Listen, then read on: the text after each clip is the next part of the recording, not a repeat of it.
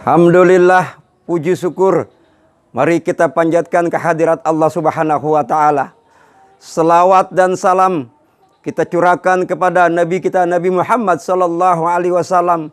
Semoga kita senantiasa sebagai pengikut kanjeng Nabi besar Muhammad Sallallahu Alaihi Wasallam mendapatkan syafaatnya di yaumil akhir nanti. Jamaah rahimakumullah di mana saja berada. Marilah kita lihat ayat Al-Quran yang berbunyi Bismillahirrahmanirrahim. Ya ayyuhan nas, hai manusia.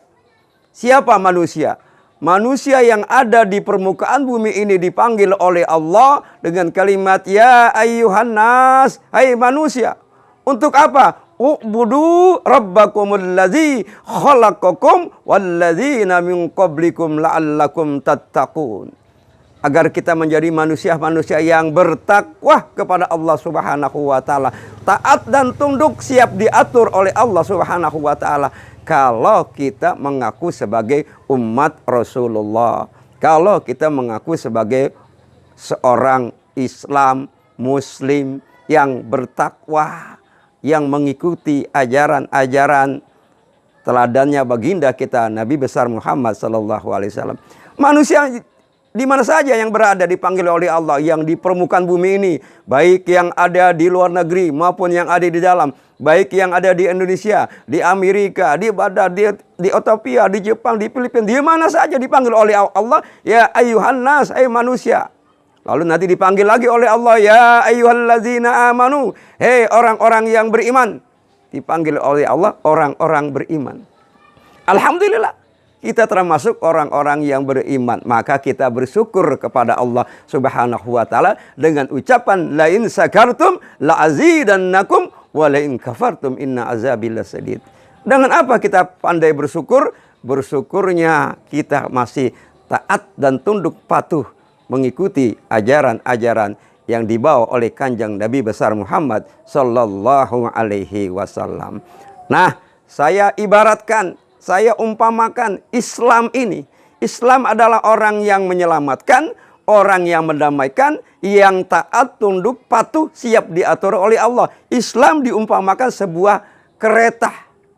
Kereta di kanan kirinya, kanannya adalah iman dan takwa. Kereta yang akan melurus, akan jalan, ihdinas siratal mustaqim, yang tidak ada dihalangi oleh siapapun. Tapi dibarengi dengan iman dan takwa. Apabila iman dan takwa tidak ada, maka kereta ini akan oleng. Tapi kalau kita lurus, kita istiqomah, menjadi manusia-manusia yang istiqomah, lurus, pasti akan ada ujian-ujian di perjalanan-perjalanan.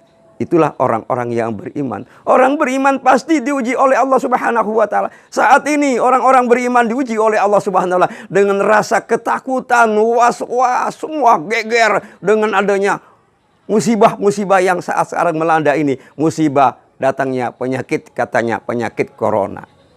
Penyakit seperti ini orang sudah takut. Wah, baik anak-anak, orang dewasa, semuanya takut. Sampai anak-anak pendidikan, salaman saja sudah takut. Padahal kalau kita salaman, sebelum kita angkat tangan kita diampuni oleh Allah Subhanahu wa Ta'ala. Baru, maka kita sebagai orang beriman, dekati. Dekati siapa? Pemilik. Pemiliknya siapa? Allah. Allah Subhanahu wa Ta'ala. Maka kita dekatkan kepada Allah. Kita mohon pertolongan, mohon perlindungan. Banyak-banyak beristighfar. Astagfirullah Rabbal baraya, astagfirullah minal khotoya. Nah, kalau kita banyak istighfar, insya Allah dijaga.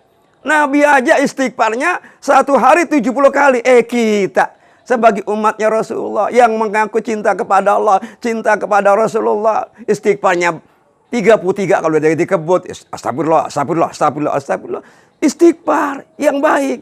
Ada yang singkat. Astagfirullah. Ya Allah, ampuni ya Allah. Allah Maha Pengampun. Apalagi sekarang ini kita masuk kepada bulan Rajab. Bulannya Allah. Maka banyak-banyaklah kita mendekatkan diri kepada Allah. Bukankah kita telah mengaku sebagai sebagai pengikut-pengikut yang baik. Qul in kuntum tuhibuna fattabi'uni yuhibbukumullah wa yaghfir lakum dzunubakum wallahu ghafurur rahim. Kita mengaku cinta kepada Allah, cinta kepada Rasulullah, tapi kita nggak mengikuti ajaran-ajaran Allah. Maka pada saat inilah saat yang tepat untuk mendekatkan diri kepada Allah Subhanahu wa Ta'ala, agar kita terhindar dari bahaya penyakit-penyakit. Penyakit itu memang ada nanti, tapi jangan takut. Sekali lagi, jangan takut. Bukan kita lalu berasa sombong, nggak takut dengan penyakit, tetapi kita setiap penyakit pasti ada obatnya. Ya, maka kita berdoa, yakin kepada Allah, dijaga, ikuti para ulama-ulama kita, ikuti para habaib kita, ikuti guru-guru kita. Bukankah dikatakan al-ulama warasatul anbiya? Ikuti ajarannya.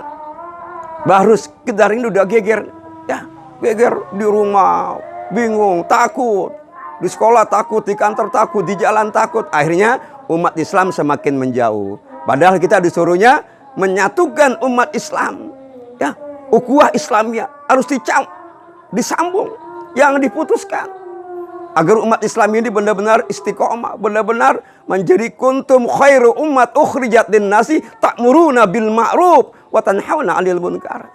Nah, kita sebaik-baik umat Rasulullah yang baik, yang selalu mencegah perbuatan yang keji dan munkar. Harus ada orang yang berani mencegah perbuatan-perbuatan maksiat. Harus ada. Kalau semuanya kita diam bagaimana? Nah, oleh karena itu, kepada jamaah di seluruhnya yang mendengar pada saat ini, mari sama-sama kita banyak tadi. Pertama apa? Kita beristighfar, berzikir kepada Allah dengan zikirnya la ilaha illallah Muhammadur Rasulullah, agar istiqomah.